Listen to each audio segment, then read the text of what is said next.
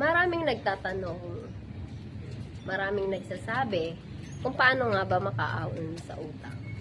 Dahil sabi nga, kung maraming may sakit sa katawan, mas maraming may sakit sa bulsa. Tips kung paano nga ba makaahon sa utang.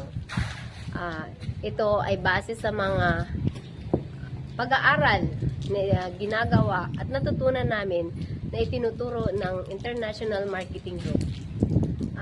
Narito si Coach Victor para makapagbigay ng tips sa inyo. Build solid financial foundation, build asset accumulation, retirement, tapos yung workshop number 5, yung business side ng IMG. Sabi nga, investment in knowledge pays the best interest. Kaya nga dito sa IMG, unlimited ang trainings, unlimited ang pag-aaral. Kumbaga, bibigyan mo na lang siya ng oras.